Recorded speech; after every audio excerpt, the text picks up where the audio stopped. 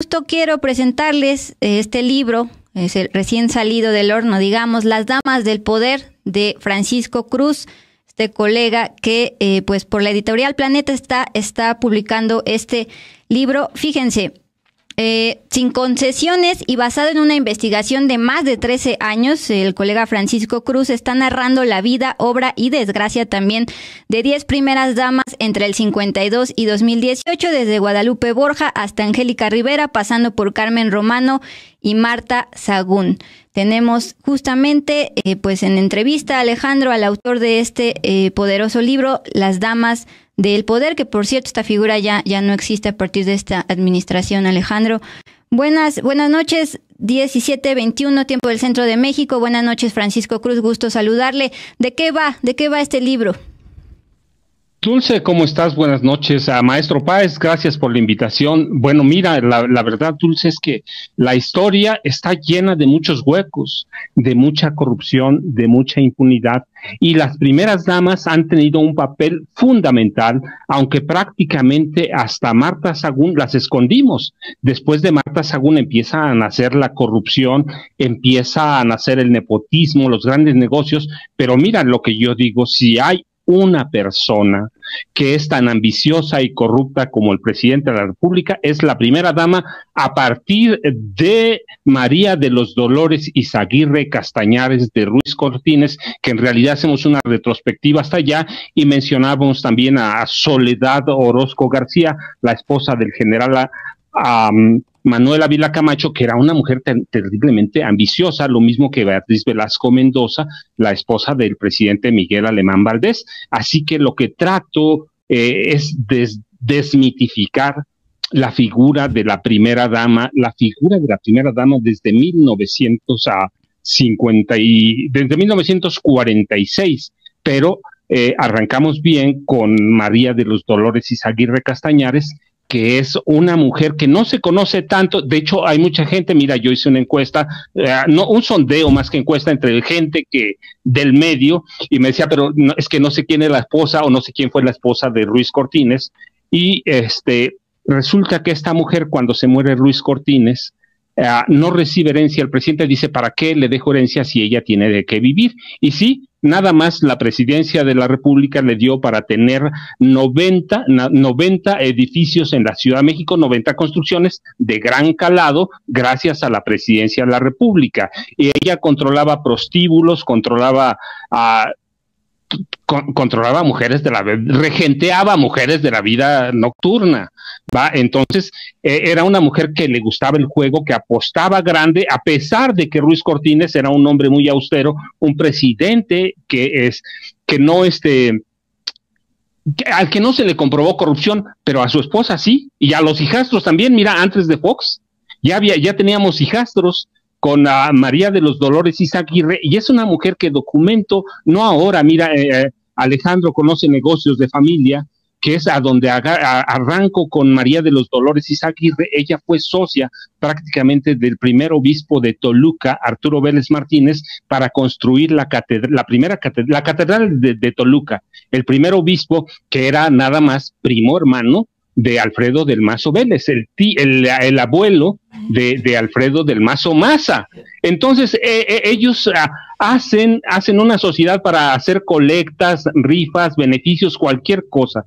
Y resulta que López Portillo dice en sus memorias, lo sé por López Portillo, dice, no lo metí a la cárcel al obispo, que se robó prácticamente todo, residencias, todo lo que habían juntado. Y en sociedad, eso no lo dice López Portillo, pero lo sé después en el Estado de México, tenía una sociedad con María de los Dolores Izaguirre Castañares, y no se roban, pero cuando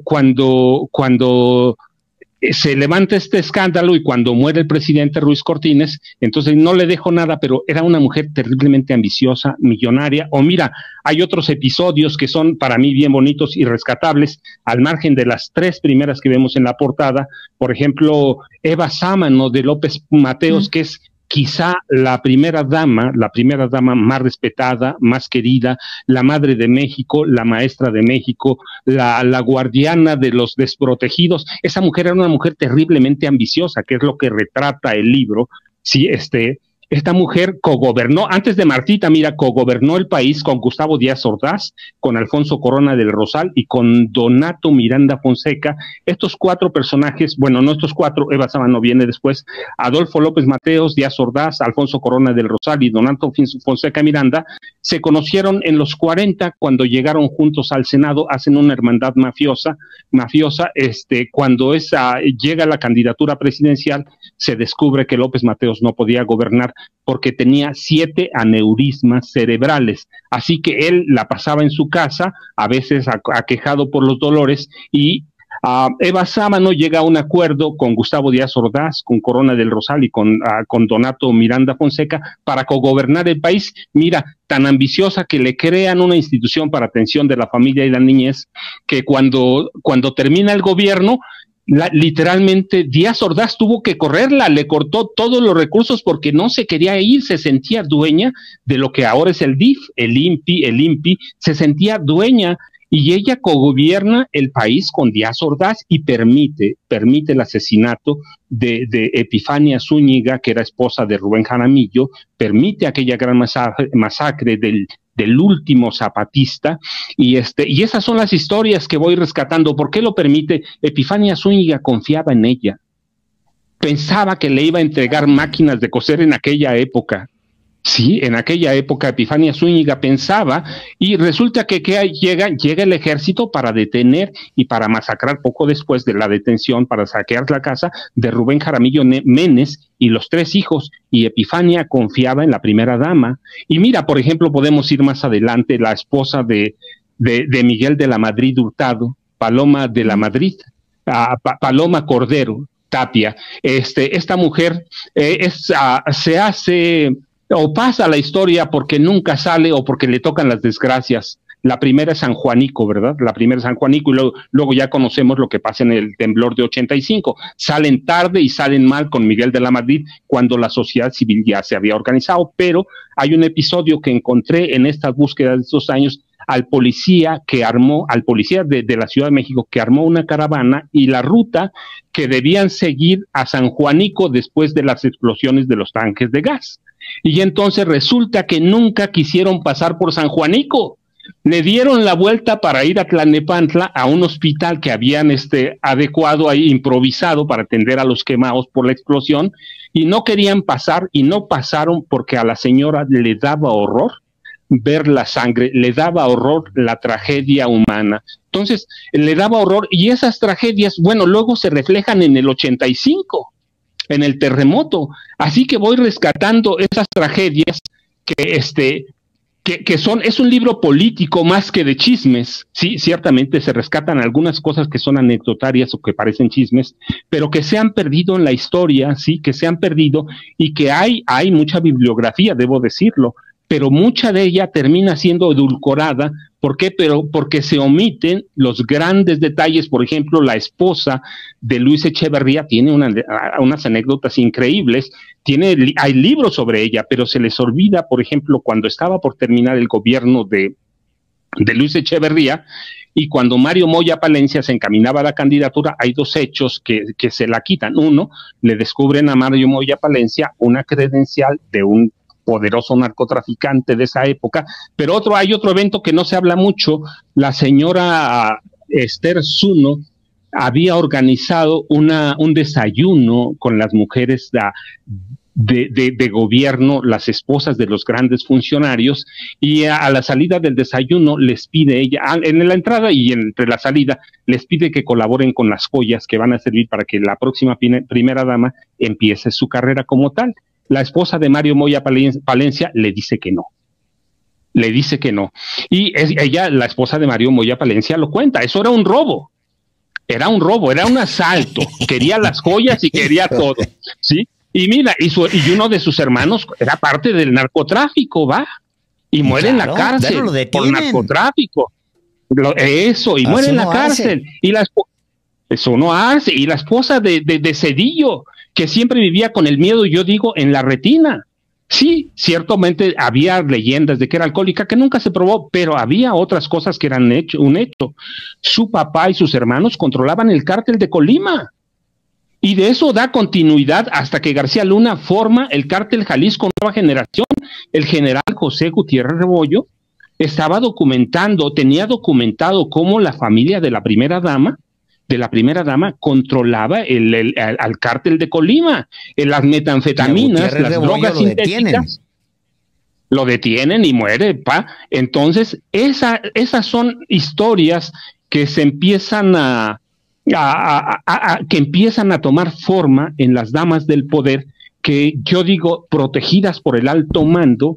Ellas son las verdaderas dueñas del poder. La señora, por ejemplo, la esposa de Díaz Ordaz, Guadalupe Borja, que decimos ahí, ella prácticamente muere loca, no lo dicen, pero hasta su hijo reconoce que después del 68 ella ya no quiere salir a la calle. En los desfiles, los últimos que le tocan, ya no está ella, la tiene que cubrir la hija. Porque ella sabía lo que había pasado en el 68, sabía cómo había estado la matanza.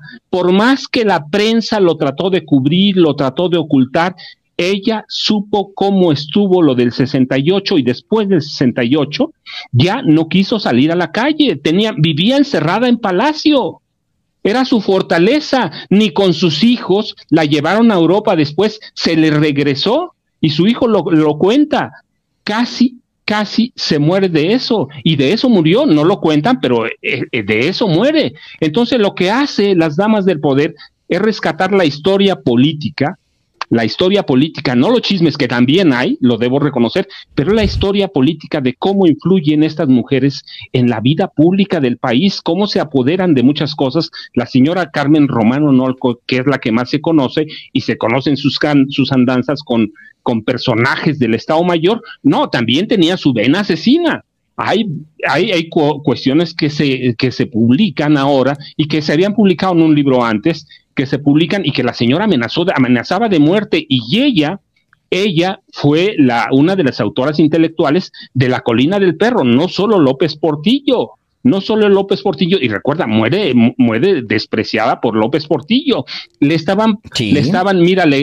López Portillo le quería crear un pasado fundacional de que era descendiente de Chimalpopoca. Sí, entonces esos detalles políticos son los que rescato. No, hombre, qué delicia de libro. A ver, se llama Las Damas del Poder, el libro, y el subtítulo es Corrupción, Impunidad y Nepotismo. Creo que te iba a preguntar, querido maestro, a quién podrías encasillar en corrupción, a quién en impunidad y a quién en nepotismo, pero en realidad las define a ellas. Las define a ellas, a todas. Mira, a todas. Por ejemplo, a todas, prácticamente a todas. Yo te decía, la más querida, la más admirada sigue siendo Eva Sámano, de López Mateos. Esa mujer que era, yo cuento en el inicio del libro como yo tomé desayunos de ella, que eran grandes desayunos, no la burla que dan ahora, eran grandes desayunos que costaban en la escuela de mi pueblo 5 centavos. Esa mujer, que es impoluta, sabía que su esposo no podía gobernar, sabía que tenía aneurismas cerebrales, y que la pasaba por días encerrado en su casa. ¿Por qué? Porque no quiso ir a vivir a Los Pinos por eso. Y le perdonó todas las infidelidades. Ella sabía que López Mateos andaba cada noche con una mujer sí y con otra no. Lo mismo que la esposa de Miguel Alemán Valdés. Sabía todo lo que hacía, pero una mujer ostentosa, arbitraria, y que se quería ella con Soledad Orozco, la esposa de Manuel Ávila Camacho,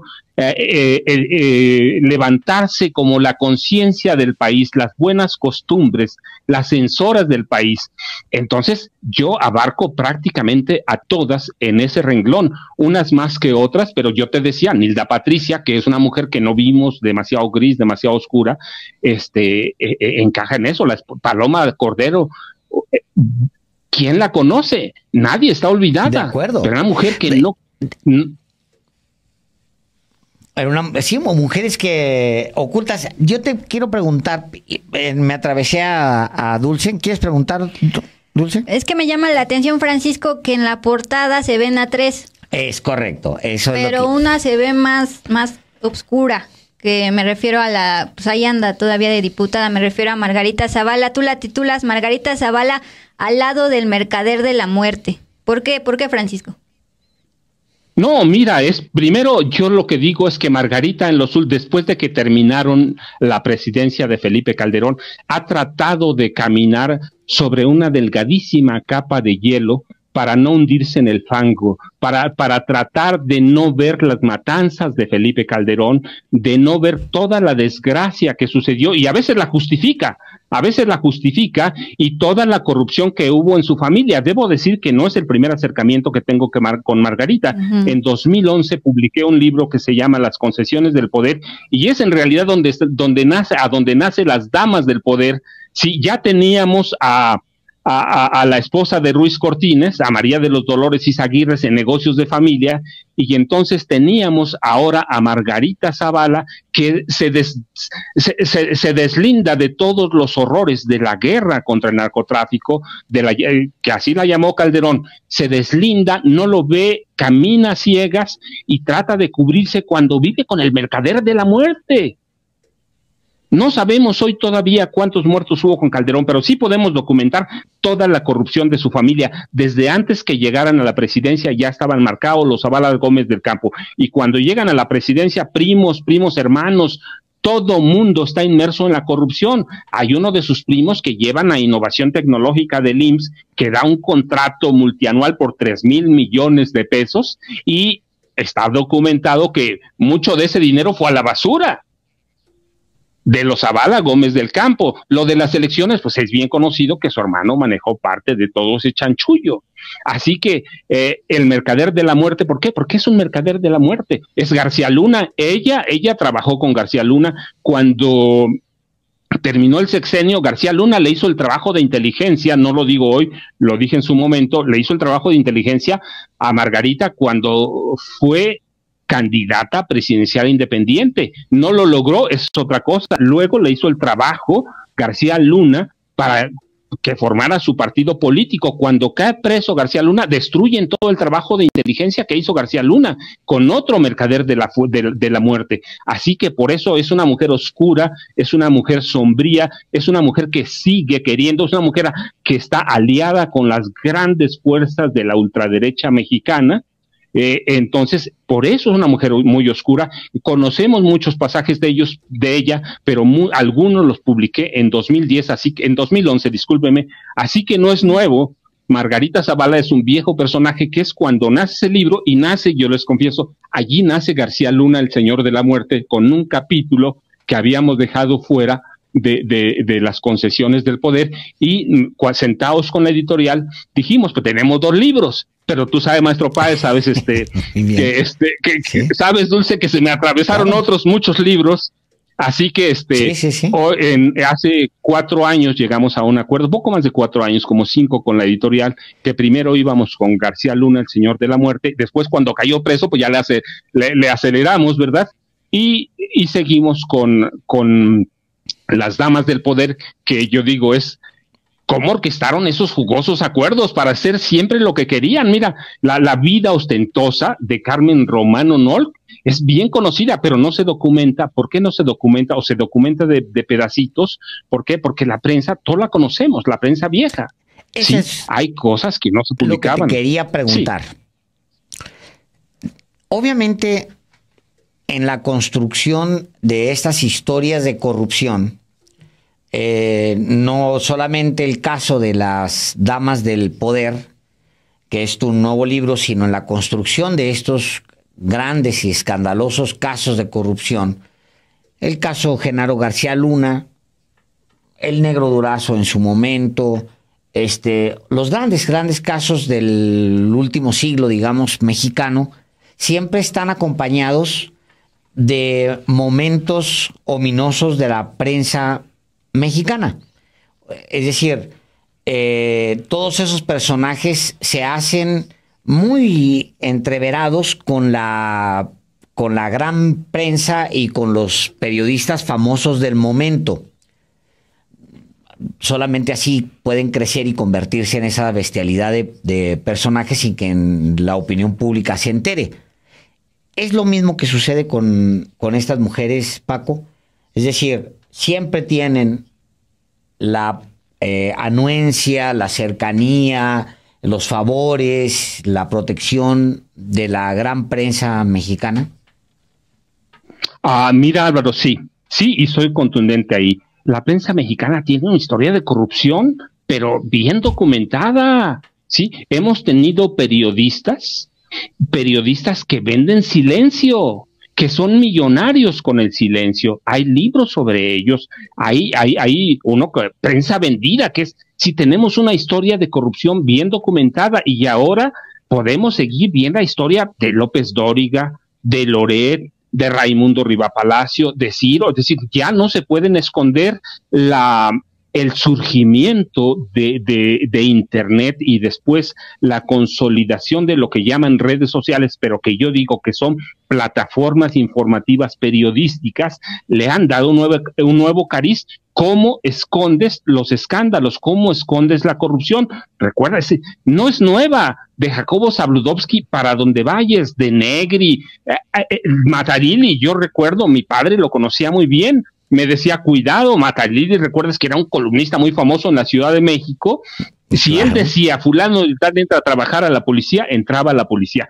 Bueno, recuerda, el jefe de prensa del Negro Durazo trabajaba y escribía en Excelsior como jefe de prensa. Y mira, tengo un testimonio reciente, porque lo digo porque fue público. Participé en una mesa con Jaime Hernández, que es de internacionales de la jornada, y Jaime platicaba, yo los veía en Excelsior cuando llegaban a echarse sus pericazos a esos periodistas famosos. ¿De dónde salía?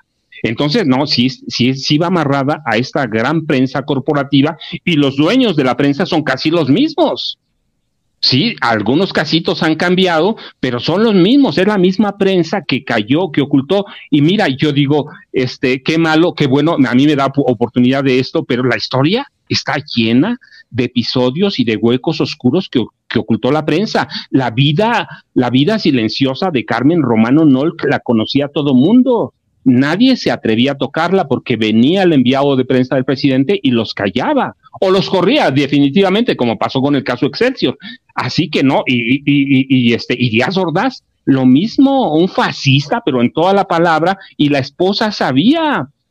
La esposa de Luis Echeverría sabía lo del 71, sabía todo, pero que era una mujer que se hizo millonaria también. Hay que ver las tierras que tienen o que se sembraron en Cancún, en Playa del Carmen, en Cuernavaca. Sí lo dice el abogado de ellos, no nosotros. Sí, todas están englobadas en corrupción, en nepotismo, algunas más elegantes que otras. Las primeras, recuerda, la esposa de Miguel Alemán Valdés, la esposa del general Ávila Camacho, vistiendo Christian Dior de marca, lo mismo que Marta Sagún, lo mismo que, sí, Margarita cambió un poco, pero ese rebozo lo vemos ahora en el Huipil. Claro. No sé si tengas yo te preguntaría por dos casos en particular, dos perfiles en particular. Uno que nos hemos obviado, que seguramente te estás guardando para el final de esta conversación, que es el de Angélica Rivera, y otro es el de Marta Sagún, porque hay una generación que no estuvo, a nosotros se nos hace muy común, parece que fue ayer, que Marta Sagún gobernó este país, mientras este personaje poco inteligente y manipulable se ostentaba como presidente de la República. Es un episodio tristísimo en la historia de esta República, el caso de la presidencia de este mediocre empleaducho de Coca-Cola, convertido por las élites en presidente de México. Pero en ese momento, no hace mucho tiempo, hace casi, para nosotros, pero para una generación sí, porque pasó ya un cuarto de siglo que Marta Sagún empezó a acompañar a este personaje hasta que lo lleva a la presidencia. ¿Quién es Marta Sagún? Hoy que vemos a Vicente Fox tuiteando una obscenidad, un mensaje terrible de odio que tuiteó el día de hoy, pero ¿quién es esta mujer, Marta Sagún? ¿Quién fue en su momento Francisco Cruz? Mira, Martita, yo debo decir que fue exactamente igual que Angélica Rivera en la vida real. Una actriz que nos engañó a todos. Una mujer que intentaba desde Celaya, como princesa, colarse al grupo del poder, y lo encontró en Vicente Fox, una mujer manipuladora, una mujer a la que le gustaba la fama, el glamour, los modistos de alta costura, y solo lo podía ver en la presidencia de la República. Todo lo que ella quería como princesa de Celaya lo tenía solo al alcance cuando vio que Felipe Calderón, de Vicente Fox, podía alcanzarlo. Solo entonces, diseñadores, imágenes, chef personal tenía de lo más selecto del mundo, los corría porque quería que le prepararan enchiladas a Vicente Fox, chefs de chefs, ¿sí? Esa era mujer ostentosa, manipuladora, sí, una actriz que gozaba de la imagen con los paparazzi. Una mujer que permitió la entrada a su casa y después se arrepintió cuando se descubrió que era una farsante y una mujer tremendamente corrupta. Así, una mujer que si ella lo decía, no, yo lo decía en reuniones que tenía con personal de diplomático o de personal extranjero cuando venía a Los Pinos, organizaban conferencias y ella decía, yo no me veo como una primera dama, yo me veo como una cogobernante. Y eso lo decía Fox. Así que para mí fue una gran actriz, y Julio Scherer lo decía, es una mujer que nos engañó a todo mundo. Se le veía lo falsa, se le veía lo corriente y se le veía lo corrupto. Esa es Marta Sagún. A diferencia de Angélica Rivera, coincido plenamente, a diferencia de Angélica Rivera, es todavía más ambiciosa, Paco, e intenta ser candidata presidencial. Mira, Marta Sagún se siente la nobleza de la nobleza. Se siente la nobleza de la nobleza. Ella, contrario a todas las demás o algunas, ella se sentía predestinada para gobernar este país, porque el país no estaba preparado, pero la extrema derecha descubrió que tenía tantísimos casos de corrupción que no la dejó seguir. Sí, Fox la habría dejado seguir. Dicen que la prensa, que tenía unas oposiciones en Palacio. No, la extrema derecha descubrió que era una mujer tremendamente corrupta, Martita, y que Martita debía irse a descansar. Ella era una mujer verdaderamente que tenía el valor del poder, lo entendía, y ella quería convertirse en un factor real de poder en este país. ¿A cuántas mujeres juntaba en Los Pinos?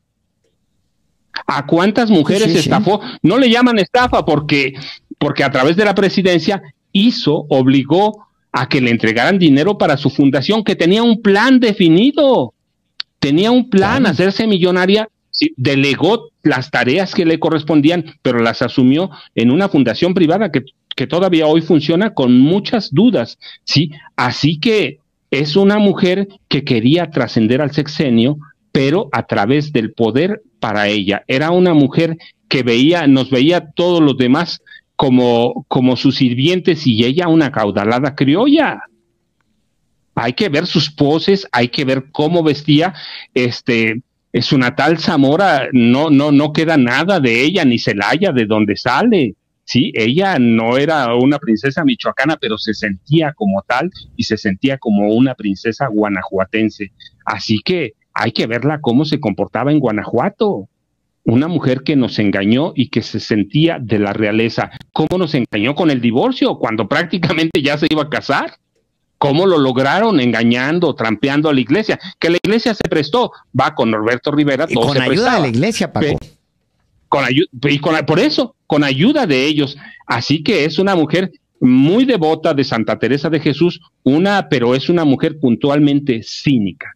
Una mujer la llamaban muy trabajadora, sí, pero que simboliza toda la improvisación y la corrupción descarnada de este país.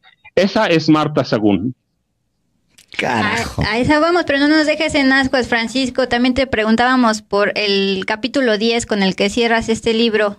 Angélica Rivera, serpiente envenenada, y la ponen en medio en la portada. Mira, es que es real, sí. Si Margarita fue una contorsionista que se metió y que intenta todavía hoy, intenta burlar todo y que no puede hilar una idea, Angélica Rivera, la gaviota, engañó, no a nosotros, porque yo la documento desde negocios de familia y un poco antes, no nos engañó, pero engañó a 20 millones de televidentes que la seguían. Engañó a 20 millones con una cara y salió como una serpiente envenenada para envenenar este país, para morderlo en todos los sentidos. Ella no vino a tratar de ocultar nada. De inmediato dejó, mira, si Nilda Patricia había casi dejado morir al DIF, sí, Angélica Rivera, la gaviota, pulcra como era, echó todo al carajo y se empezaron a echar dinero a la bolsa. Así que esa actriz que venía bonita, con 20 millones de televidentes, con una personalidad que todo mundo le creía todo, esa mujer era la serpiente envenenada que representa, y por eso está en el centro, a toda la corrupción de todas las primeras damas de este país. Yo la conocí cuando su esposo era el gobernador del estado, Enrique Peña Nieto era gobernador, y le sacó nada más como 80 millones por representar el papel de una mujer que anunciaba los beneficios de las obras. Antes de ser esposa, por ir a dar a conocer. Por los anuncios, Paco. Por los anuncios, claro. Y de ahí salen esposos, sí, y sabe todo. Ella conocía cómo manipuló Norberto Rivera Carrera, uno de los protectores de la pederastia en este país, cómo manipuló para que la divorciaran. Ella lo sabía. Así que la gaviota tenía, yo digo, mira, una vida de telenovela, y llegó a recrear una vida de princesa de la Ciudad de México, que es de donde ella sale, para ir a un estado a donde se siente reina.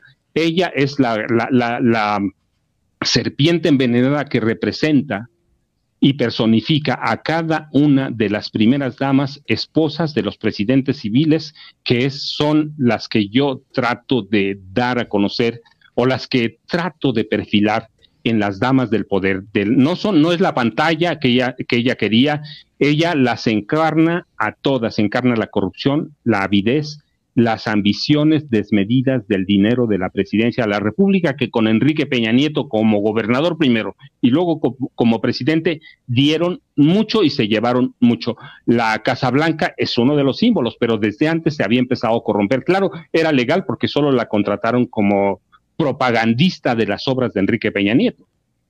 Pero fue la última vez que se le vio así. Cuando terminó la presidencia. Francisco, permíteme un pilón.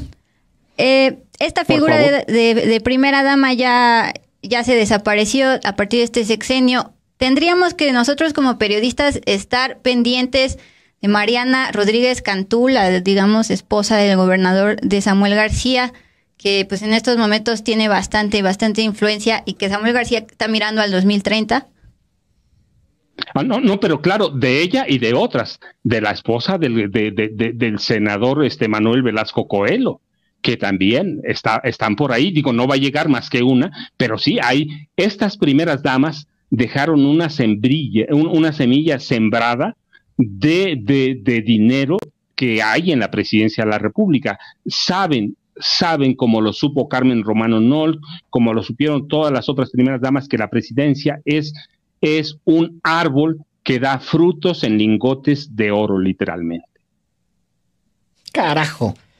Francisco Cruz, mucho éxito, porque digo, no lo necesitas nunca. Son libros que se venden muy bien y que por fortuna han estado documentando una parte de la historia de lo inmediato, como diría Renato Leduc, que no encuentra uno en la prensa mexicana. Las damas del poder, editorial Planeta, corrupción, impunidad y nepotismo tras las mujeres más poderosas de México. Ya está en librerías, se antoja mucho irse. Dice Paco que no trae chismecitos, pero yo conozco a Paco me distingue con su amistad desde hace muchos años, y yo sé que no se sustrajo de la tentación de agregar todos los detalles que hacen a un relato sabroso.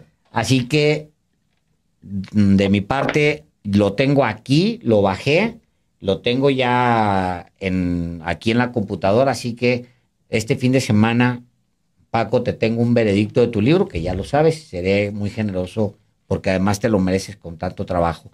Gracias, maestro Francisco Buenas Cruz. noches, Francisco, gracias.